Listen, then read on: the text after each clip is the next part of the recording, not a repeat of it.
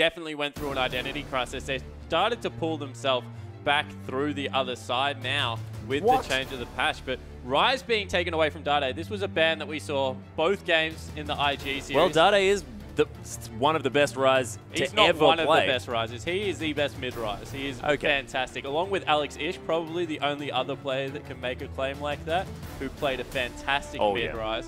Dade really is signature for his tier champions back when the likes of Jace, the likes of Rise, these ramp-up late-game carries, used to love to play them. So now it's back in vogue. I don't think he's going to see it. No, he's, well, definitely not this game. We'll see whether it gets through in the next one. Sejuani is going to be the follow-up ban. Very blue-themed here for Snake, but she is so strong on this current patch. And M3, they don't want to see Ella's Janna, and I like that ban away. And Crystal, the focus of the Kalista, of course, escaped the ban list in one of the games yesterday, and that still didn't go so well. Yeah, certainly didn't. But no Urgot is either. Up. Azir is up.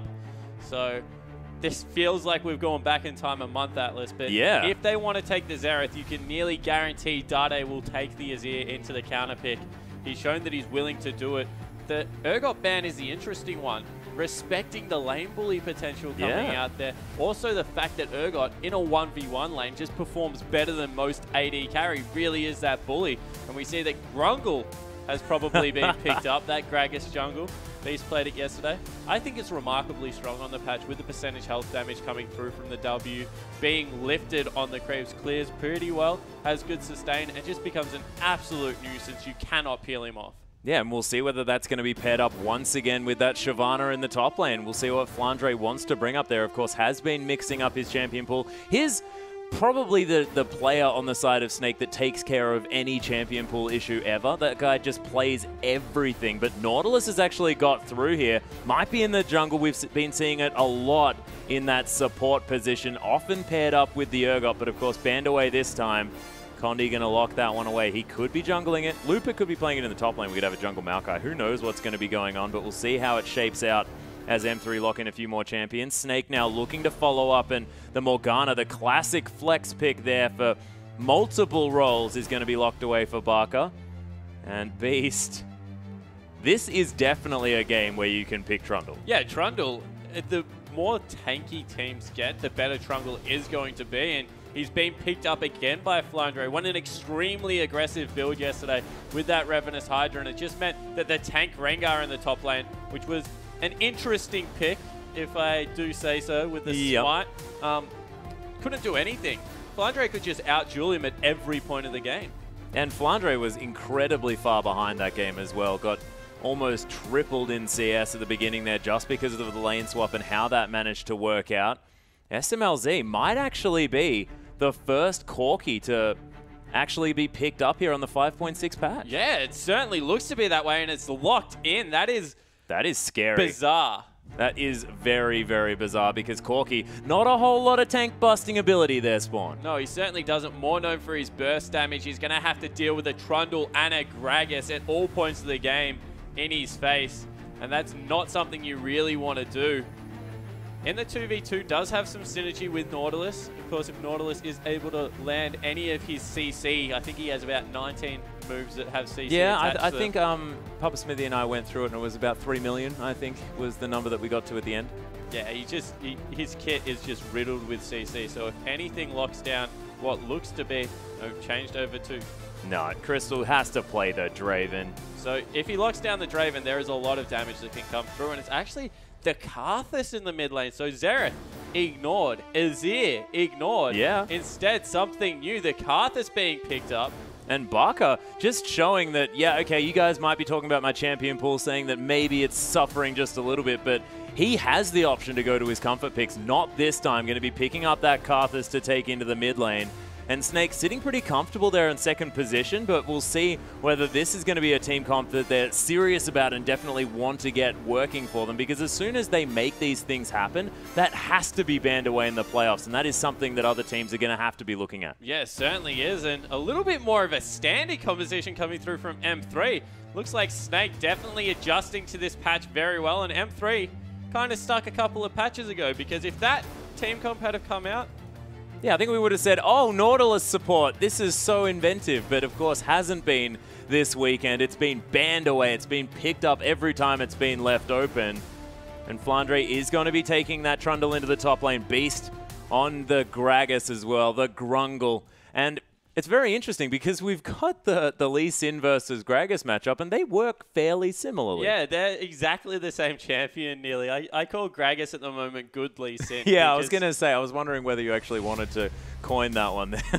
Because they both have percentage damage on their main clear ability, the Q for Lee Sin and, of course, the W for Gragas. Yep. They both have a slow in the Q and the E for Lee Sin, so they're very remarkably similar champions. Both traverse terrain very well, have a good Sightstone build if you so want it, and the ultimate is what it's all about, knocking that all-important carry back into your team. Gragas is maybe the easy mode a little version. bit better because he splits the rest of the team away as we go through the lineup. So I really do like what Beast has got here. Of course, with the Cinderhulk, just becomes unbearably difficult to deal with. Yeah, and he's just going to be a massive tank in that front line as well. And like we said, Corki not very good at busting down these tanks. We'll see what the build is going to be that comes through from SMLZ, whether he's going to go for a Blade of the Ruined King Corki that we've seen a lot from a lot of the Corkis here in China as well, trying to go for more of that percentage health damage burst. But otherwise, not entirely sure how this one's going to work out. Yeah, I want to see what he does. Does he go for the single damage? Does he pick up Zerka's Greaves, mix it up? Maybe even an Infinity Edge. There is a lot that you can do in here, but we'll have to see. We will, as we'll get on to the Rift.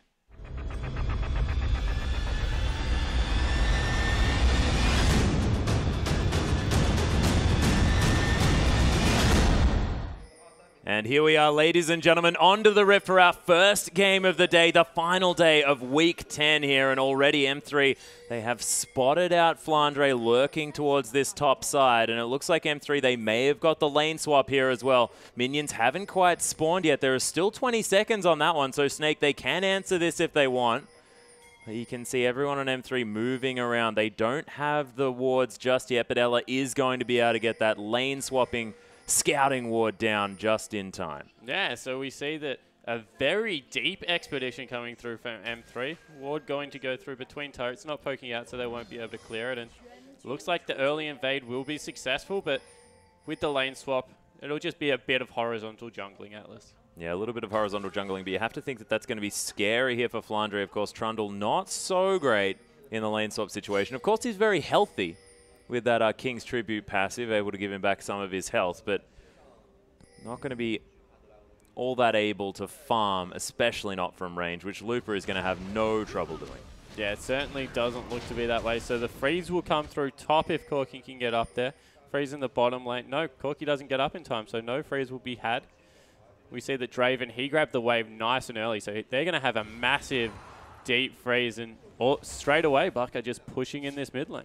Yeah, and Baka now probably going to have a bit of a free lane here as well. Sort of is what happens when you have these lane swap situations. Often that jungler is going to be needed to break freezes and just relieve pressure from top lane. So, of course, this mid lane is going to be relatively unhindered, unless we're going to have a similar situation where, you know, the mid laners tend to get a whole lot of friends turning up very early on in the game. But we'll see whether that does come through, as Karthus probably will be needed to be kept down here, because he can go off in the late game if allowed to. We saw King demonstrate this yesterday. Yeah, well, the overall late game composition coming out of Snake is just absolutely massive. They have the Trundle, who only gets better as he is able to ramp up with those items and steal some of the resistances on the other team. Not to mention the fact that they've got a Karthus Draven, two fantastic hyper carries that are just going to, as they pick up items, go absolutely berserk, and really too many champions that need to be focused down in these team fights.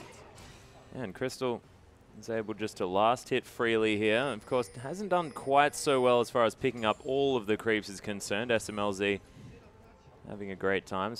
Is ahead by 4 CS, yeah, but it means basically nothing. But Crystal's wave's pushing into him, so he hasn't had the chance to CS the creeps yet because more are dying on his side. Ooh, a little bit of a scuffle between Dade and Baka. Nice dancing shoes out of both players. Actually, nothing hitting there. Yeah, it was just Beast, the defile of it. Oh, yeah, he's going to get tagged by that Sonic Wave. Condi just going to make sure that he understands. This is very bad for Beast. He took some damage, and now they're going for a 4-man tower dive on or they might have pulled out because the support is there as well. So we'll have to see whether they go for it. That's a lot of experience if they do commit that will be lost. Yeah, the Gromp is going to be taken down again, though. So M3 having a bit of a monopoly on that side of the Snake jungle here at the same time. Beast sort of relegated to sitting under that top turret for the next little while.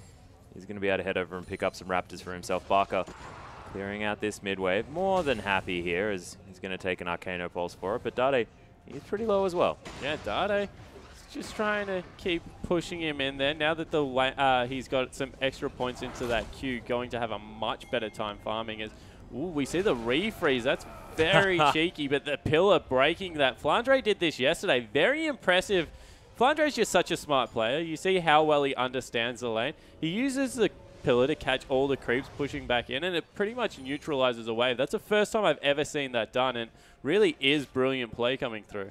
Yeah, making sure that even in this lane swap situation, he's not going to get zoned away from too many of these creeps. As Crystal, the wave still very close to his house, but is able to clear that one out now. And Lupa heading into lane, but has to contend with a lot of axes from Crystal. Yeah, and Lupa's down there by himself. There's a couple of members in his side of the jungle just trying to clear out wards right now in Condi as well as Love CD, but not really much support coming down for that Maokai, so needs to be careful. Make sure he doesn't get dove down there because there is a huge wave now stacking up. Yeah, huge wave as well as a Morgana there as well, hanging out to try and help out. And of course, these creeps are going to do a fair bit of damage. If the Twisted Advance is going to come through, as far as like Lupa actually trying to get any follow-up damage on a potential dive, the creeps are just going to turn and melt it. Yeah, exactly right. And that's what they're going to look to do here. So you see they're going back up top lane to try and give another visit into Flandre. They've got this gank here as soon as they want it. Yeah, there is the frozen domain there as well. Oh, brilliant Pillar of Ice as Flandre is forced to use that flash. Dredgeline not going to find him, but he's still going to fall down. First blood goes to SMLZ, and the Corki starts rolling. And I want to point something out there that Love CD did. He threw his dredge line, so even if it didn't hit the champion, it was going to take him to the wall, which meant that he would be in range for that auto attack as Condi goes in for an invade. Yeah, looking to try and get some damage down onto Beast. Of course, the body slam still available. Actually heading in here, forced to flash away from the dredge line.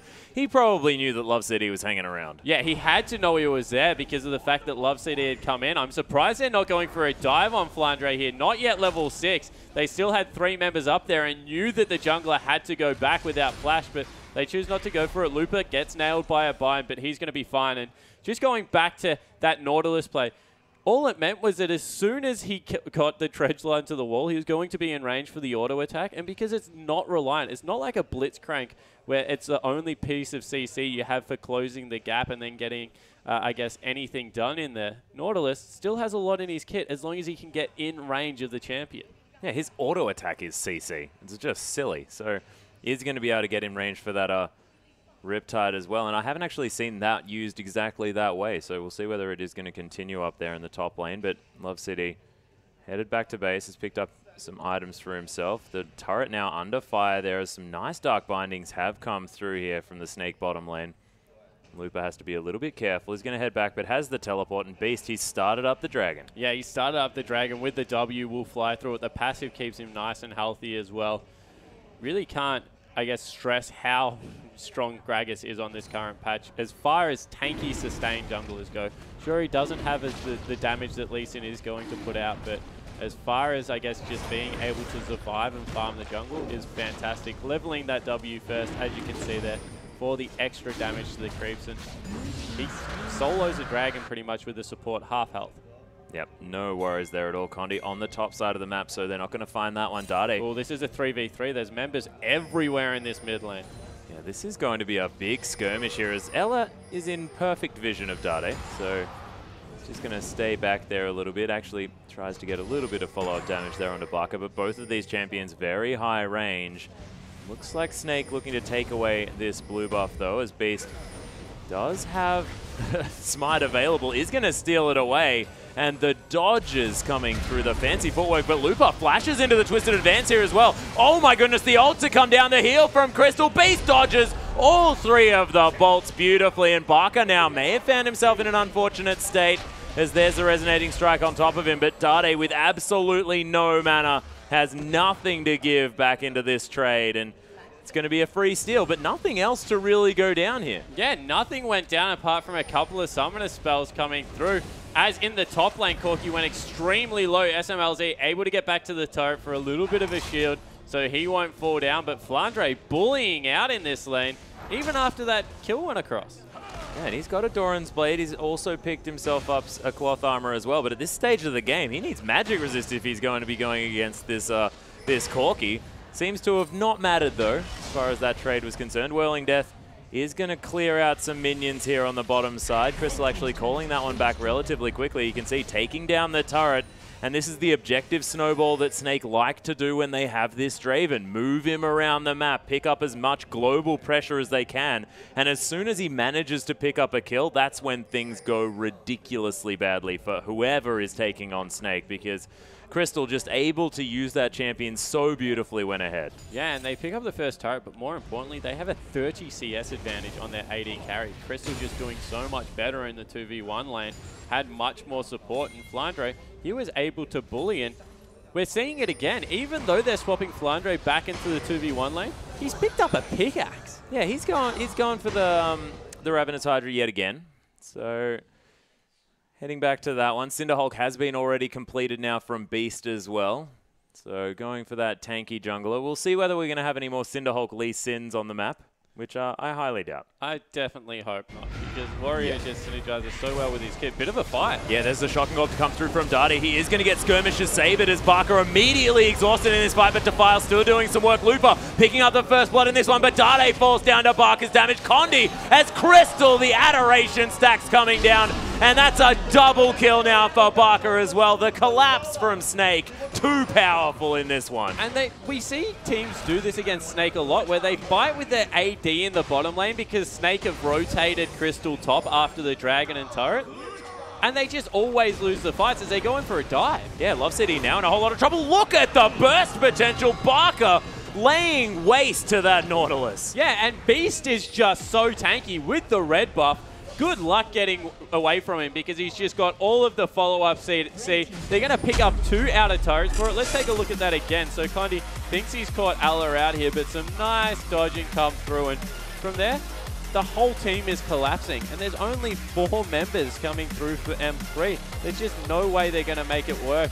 A very good kick through Beast, actually, from Condi there. But with Crystal collapsing, with all the damage coming through from Barker, it's just never going to be a one-team fight for M3 without the Corki. You have to give that almost entirely to Ella, though. Dodging out of the way of the Sonic Wave, forcing the Flash Shocking Orb out from Dade, overextending into that fight, and then drawing so much of the aggro, and then everything was on cooldown. M3 couldn't do anything. Yeah, exactly right. So just not picking the fight they wanted. They've got all 3 outer turrets now, and all of a sudden, what was a reasonably close game, 4,000 gold in the advantage of Snake. Yeah, and 3-0-0 on this Karthus as well. Already has that Rod of Ages completed. And in a 2v1 situation, Crystal, with the Berserker's Greaves and the Bloodthirster completed now to SMLZ, who has no Trinity Force yet, is more than happy to go 2v1. Yeah, exactly right, especially with the red buff on. We see that Beast actually looking for a bit of a gank here. He's found them. Yeah, he's just walked straight into the brush there as well. Body Slam lands. There's the slow. Rocking out the Valkyrie there as well. Condi is here as the Dredgeline comes through, but Beast just gets a black shield and wanders out casually. Yeah, exactly right. You saw there how tanky this guy is. With that Cinderhulk, he's got himself some MR as well, probably going towards those Mercury treads. Or maybe a Locket of the Iron Solari to help his team out against some of the magic damage coming through from the Maokai, the Corki, as well as the Xerath. That's actually a lot of poke damage that you have to take into account, so wouldn't be surprised if that was the case. But across the map, here?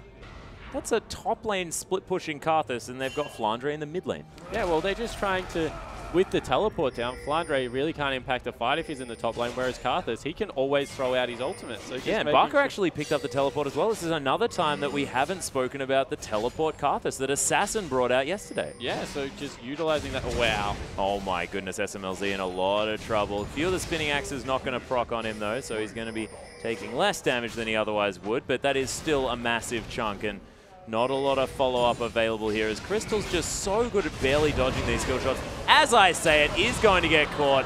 and destroyed by the depth charge. That's a very bad mistake from Crystal, because he had complete control over that lane. Yeah. And just ran head first into a Nautilus, who realistically still had flash. So even if he dodged that skill shot, was going to die anyway. As Dade, he might be caught out here as well. Yeah, that's the flash into the Pillar of Ice there as well. Dark Binding's going to land. Dade, the Requiem's there as well. Flandre picks up the kill in the end, and there was nowhere for that guy to go. So 2 mistakes in a row. Dade has no vision over the bottom side of the jungle and no support in his own jungle. Goes for a little bit of a wander down mid lane, gets caught out and killed.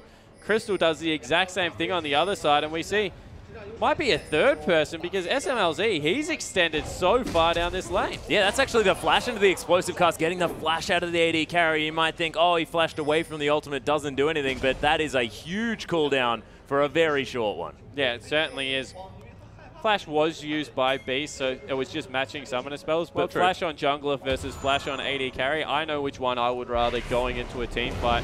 And it's going to be the second Dragon falling to Snake here, uncontested. Yep, not a whole lot that M3 can do to it, and of course Snake, they have a lot of damage here as well. As soon as that Dragon goes down, actually giving back a lot of health to Flandre at the same time with that King's Tribute. So Beast hanging out there, of course, not actually going to be able to get the health back because Flandre not even there. And we'll see how this one pans out as Flandre thinking about heading back to base, but Crystal does have an extra pickaxe now, going for that last Whisper as his next choice. And we'll see whether he continues with his new Draven build, which has incorporated a little bit more crit into it. Yeah, Phantom Dancer and an IE came through yesterday from Crystal on his Draven build, and he was absolutely massacring people in the late game. Yes, and it was no real difference, but it was just a different item to do exactly the same thing that Crystal tends to do on that champion. Conde going to take down some Raptors. Crystal still here on the bottom side. SMLZ not going to find the rocket here as he walks straight in, gets stood aside here at the same time as Phosphorus Bomb gets basically ignored by Crystal. The W getting spammed. There's the heal as well. Whirling Death. And there's the revenge kill for Crystal. Looper comes in, but I don't think Crystal minds too much as Barker. He's teleported in from the backside. There's the flash coming through. Depth charge going to land on a Crystal, and there it is. All the ultimates come through. Conde ends up picking up the kill as Barker gets exhausted, but low health bars now for M3. Barker, of course, will still be able to do damage once he survives again. Ella nails the Dark Binding. The Ignite's there as well, and Karthus might be dead, but is still able to do a little bit of work as Looper's going to fall down. In the end, a 3 for 3, sorry, as Karthus finally hits the death chamber. Yeah, so 3 for 3 coming through, but all of it going across onto Conde, and this Karthus is just ramping up even further. 4-1 and 2 now, able to pick up another kill. And you really don't want to be picking up kills as Lee Sin at this point in the game. It's funny, we'll take another look at it, but just give some kills to Dade. They didn't do it yesterday, they're not doing it today. But Looper comes in here. Very good 1v1 from Crystal, but then he committed so much. He's healed so many of his abilities to get in close from there. Really was just going to be bad news for his team because he was out of mana. The snipe with the ultimate came through from Conde. That was okay, that one. This one here, a little bit selfish to take the kill with a Q follow-up. And then he chases into his death, actually. Luckily, Alla was a recipient of that bad move. And Dade finally got the shutdown kill on the way out. But all 3 of those kills could nearly have been picked up by Dade there. And that would be a 4-2-3 Xerath in the mid lane, who is extremely fed going into the 20-minute mark of the game, looking much better than what he is now with an extra 600, 700 gold. Yeah, and the thing is sort of Draven, you don't want to be dying here at the same time, but he just picked up a kill after, as that team fight was heading through there, so he's not going to be too worried. Does have an extra longsword, so didn't manage to get the full last Whisper, but Snake's still in a very good position despite what looked like an even trade. Yeah, exactly right, and that's what I'm getting at. Even though that was technically an even trade, when you look at the kill distribution, just so much more in Snake's favor, snowballing their already fed carries. And speaking of snowballing, Dade is probably going to want to have a few more of those kills gifted over to him because he's gone back to his old ways and picked up a Magi's. Well, he's just thinking, I'm getting all these assists out of nowhere that I don't want. I need to get something for them, so I may as well turn him into a little bit of AP. No worries. Ravenous Hydra completed by Flandre, demonstrating its effectiveness on Looper here on the top side, zoning him away from this creep wave. And does have a whole lot more pushing power now as well. Conde paying a visit there to the top side, going to take down some Krugs as Snake looking to put some pressure on in the enemy jungle. And Snake owned the whole map that isn't the turrets of M3. And just every single blue buff that's come up, I think there's been one, nearly stolen away from Dade. Crystal probably critted that for a massive amount of damage. Actually, no crit, just that's how much spinning axes do. Might run some in his actual build. Maybe. A lot of ADs still run one crit yellow. One crit yellow? I like the one crit blue. Do you run it on blue? Yeah. Of course, it doesn't matter. You're only getting about 0.02. That rounds up to 1. Not bad at all. Dade clearing out some minions in the mid lane, and Crystal not wanting to overextend too far. Of course, learnt his lesson a little bit from that last one. Well, it's just the fact that Nautilus still has all of this CC, and it looks like it will be the Blade of the Ruined King coming out of Corki as a second item. So SMLZ changing up his build for this tanky meta, going back to the Blade of the Ruined King. Of course, we saw it be very popular at the start of the season. People then went towards the Bloodthirster for the extra turret damage in what was a very fast push meta. Not surprised we see it go back to the Blade of the Ruined King. Yeah, and Crystal now using the Whirling Death to clear out this minion wave. SMLZ picking up as much farm as he can, has still been behind. And yeah, the gold 2,000 in favor of Crystal is insane. Yeah, it certainly is, and a lot of gold in favor of Flandre in the top lane as well, who's just been involved in more kill participation. So really is a balanced game at this point. M3, they're definitely not out of it yet. They scale very well in their own right. And the one thing I do like about the Xerath-Karthus matchup is that Xerath has the ability to kill Karthus before he gets into a fight. Yeah. With all the long-range poke coming through, particularly late game.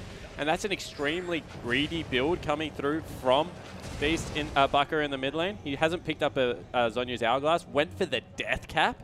So they're looking to finish this one early. So there definitely is a window coming through for M3. They just need to play it extremely well. Less margin for error coming through. Yeah, and of course with that death cap though, I mean, Death Defy is still there. So he doesn't really mind too much if he dies. So maybe just thinking, if I can get myself into the right position in this fight, then I can just die and get a whole lot of lay waste. Maybe the Requiem then after the fight is done and pick up some kills that way. Sonic Wave not going to find Beast there in the mid.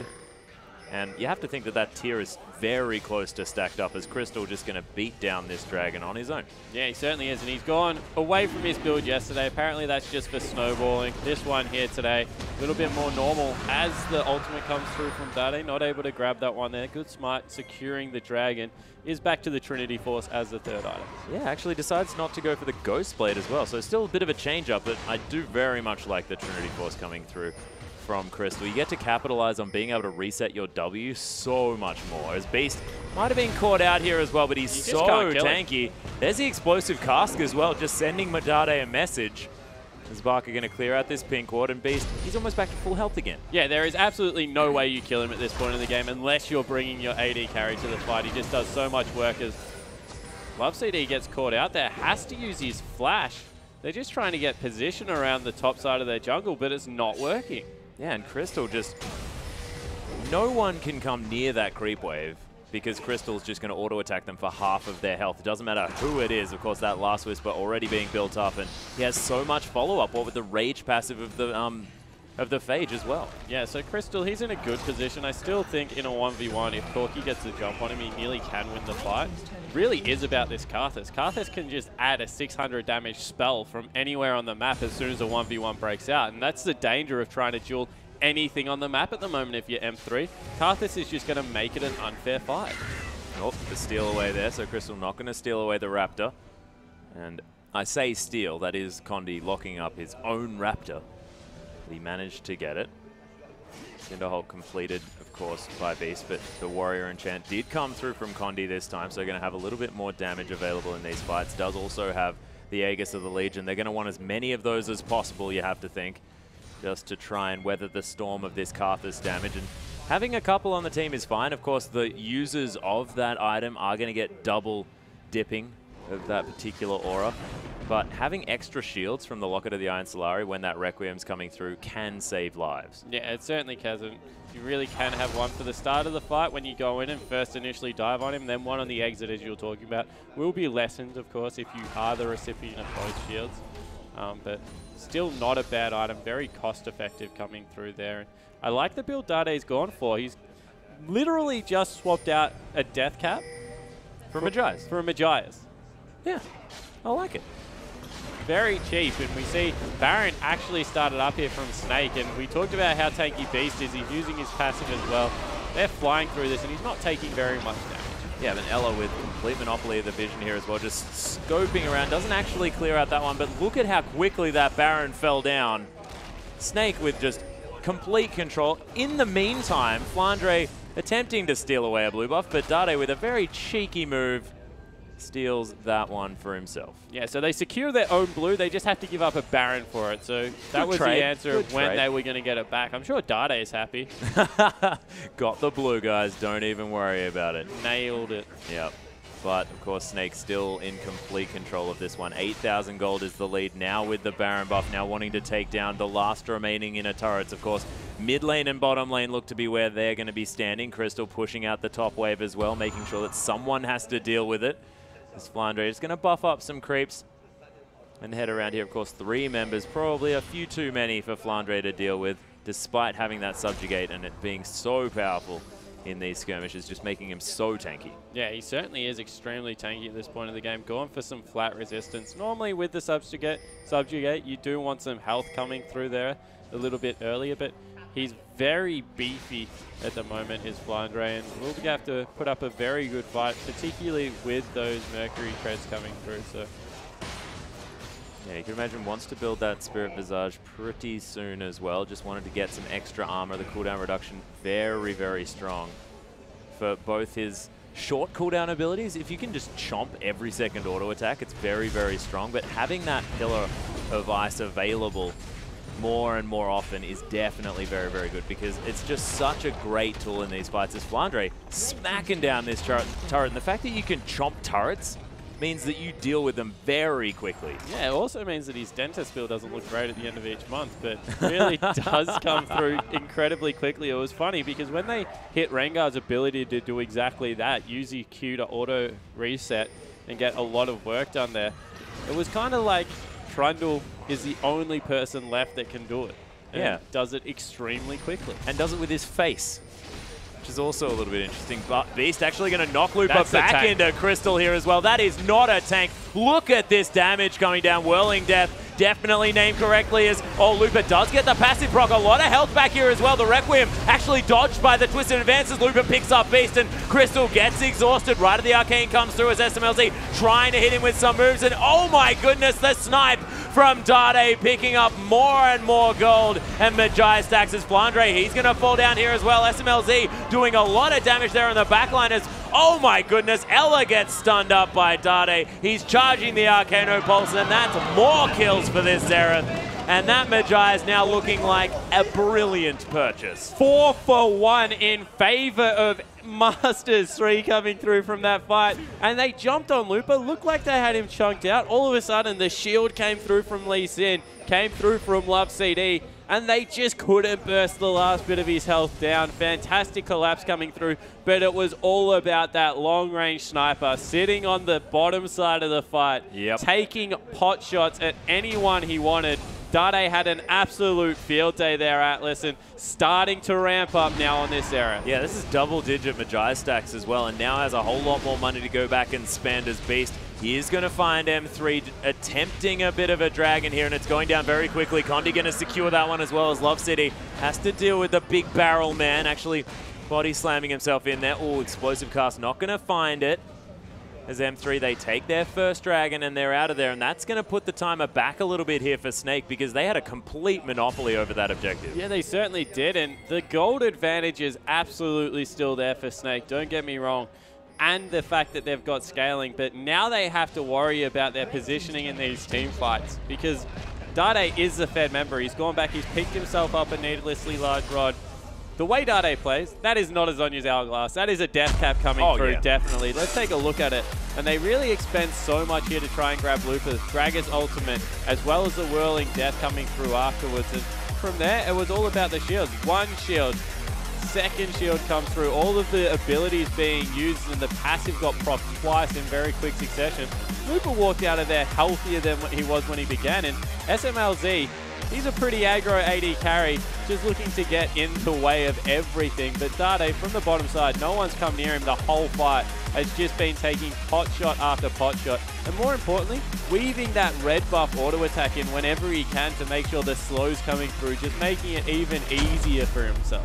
Yeah, wasn't a problem there at all. And Flandre actually spent a lot of his time tanking a turret as well, which definitely wasn't working out there for Snake. And see whether they can orchestrate these fights a little bit better moving forward, because that's a Trinity Force now completed by Crystal, and he's decided that he wants to at least be able to ignore the first spell coming through from Dade. Looks like a Banshee's Veil is going to be the next option. Yeah, it certainly looks like that's what he's moving towards, but the thing about picking up a defensive item means that technically SMLZ, as soon as he grabs another 1,000 gold, will be doing comparable damage.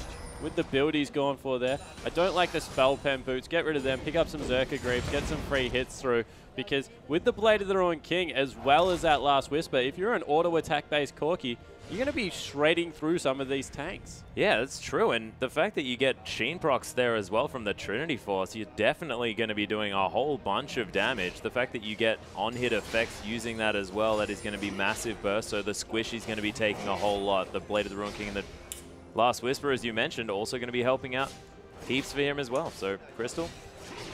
And as far as 2-item spikes go for AD carries, Sork Boots Trinity Force is probably the luxury. That's the best you can get as far as being as strong as you want on an AD carry at about the 15-minute mark of the game, depending on how quickly you get there.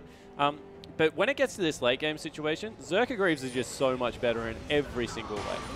Yeah, because you're relying on auto attack damage to get most of your work done, right? Yeah, exactly right. And it's all about the fact that if they're engaging onto the likes of Looper, if Condi and Love CD can keep you safe, you just get so much more time free hitting. And we saw it in the last team fight.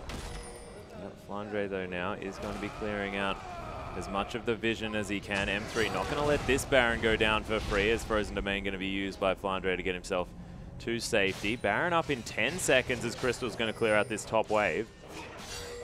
And we'll see how this one's going to go, of course.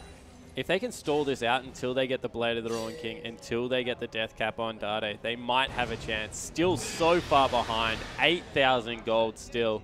Throwing a couple of extra 100 since the last time we looked in, just for some good measure. But and you have to remember as well is that Crystal was sitting on a massive stack of gold in that last team fight, only had the Phage portion of his Trinity Force, now has a Spectre's Cowl and a Trinity Force on top of everything. And Flandre, he finished off 2 items. Yeah, finished off 2 items, now has a Ruby Crystal there as just a bit of a celebratory item on top of it. And if that's going to be a Warmogs as well for this Trundle, he's going to be so big in these fights. Yeah, certainly is. But the Death Cap's been finished up for Dade. So he's looking very good as far as AP goes at this point in the game. Karthus still maybe a little bit ahead, but Dade, he's done a very respectable job throughout this game. 8 of 10 kill participation. Really is trying to put his team on his back. Looper, he's getting a little bit tankier. Still so far behind where he needs to be. 80 CS down. That's just been an absolute nightmare. And I think that Flandre is going to do this to tanks more and more as people, they keep taking tanks into a very good top laner like that, especially an aggressive top laner. He will make them pay for it. Yeah, and what better than Trundle to do so? Zella's going to get smacked on by this Baron that's still mad, Barker. Don't head back in there. That's a little bit frightening as Beast is going to throw a barrel over the wall, body slam his way out here at the same time. But a lot of sustain on this Gragas means that he's not too worried. Lots of wards being expelled in this Baron pit. And Baron getting very, very frustrated at this Xerath shooting him in the back of the head every now and again. Yeah, so Dade, he's got the blue buff. He's happy to keep that one up. The problem is they have no one to send against Trundle. Even if they send Maokai down there, because there's no Sunfire or anything picked up, Trundle can just take a couple of pot shots at the turret, walk back out, and then heal up off the next wave because he's got all the lifesteal. He's got his passive as well as the Spirit Visage coming through, so he is absolutely fine. Looper only really has the option of tanking the creep wave just off the turret and hoping he can clear it out in time. Yeah. Crystal. Whoa, Ellie, yeah, taking a massive shot from that Arcano Pulse as Beast is going to body slam his way out. And they have to respect Dade here with 4 items, and that's a lot of Magi stacks as well, sitting on 11 at this stage. And it's a lot of extra AP, not ignorable. And a lot of the times that Dade's picked up this Magi, he hasn't managed to get the stacks for it. This time is working out in their favor. And with the extra 30% AP from that as well, with the Death Cap, working quite well. Flandre may be caught out here just a little bit. Death Charge going to be thrown down as there's a Sonic Wave out of nowhere at the same time. Flandre looking to try and turn this one back around as well, as M3 might be a little bit split here. Flandre just tanking up so much damage. Will have to get out of there now because his health bar starting to slow down as Dade might have found himself into this fight. There's, in fact, the ultimate to come through, but Ella is going to be safe for now. Flandre somehow still alive, managed to get back to base as well, does have the teleport. He's looking to come back around, back into this fight here as well. Looper's going to engage, but Flandre just launches into the back line. Looper is trying to tank up, but Crystal takes him down. Barker so incredibly low, needs to get in position of this one. Oh my goodness, the hook not going to be there. The kill onto Dade, the Requiem here as well, as SMLZ running for the hills. That is the biggest trundle I have ever seen, and the triple kill comes through now for Crystal. And when he gets hold of a team fight, he never lets go. Yeah, he certainly doesn't. But that team fight was all about one trundle pillar that nailed Dade as well as SMLZ against the wall, and they could go absolutely nowhere. Flandre with the home guard teleport, we've talked about it all season, is the best teleporting top lane in the league, and probably picks up the win for his team just off that. Beautiful play coming through, and Flandre really defending his lackluster performance, you might say, yesterday on Trundle, and managing to really come through with a huge one here. And that Trundle, he was tanking up 4 people for so long before getting out, teleporting back in, and he soaked up so many cooldowns. There wasn't a whole lot that M3 could do about it, but still looked like, especially towards the mid-game, M3 had some abilities to get into this one, but Snake just controlling the map so much more. 3 dragons uncontested at the same time, and there's Barker. He's not looking too psyched about it, but you just got to win, buddy. You're feeling good. Yeah, you must be feeling good. People not feeling good? Looper and Condi did absolutely nothing that game. No. Really were lackluster performances, especially from Looper in that top lane. Flandre absolutely smashed him at every point of the game. Yeah, and this is the thing. When you're picking the likes of Maokai and Lee Sin, who honestly, they just don't quite fit into 5.6 as much as they did in the previous patches. Yeah, I think Maokai still has a position as a sole tank. We saw that one team fight where they looked like they spun it around. He was extremely tanky, but Lee Sin, I definitely agree. Just not the playmaking. You kick someone back in your team, who are you going to kick? You've got no one to kick into your team. No. You certainly don't want to kick a Carthus in there, and I'm just thinking about it. Maybe Crystal, that he's going to get black shielded. It's a struggle, ladies and gentlemen, but we still have another matchup here for Snake and M3. We'll see whether M3 can manage to get a point on the board, or whether Snake is going to pick up another 3, trying to get towards that top spot that EDG have pretty much on lockdown.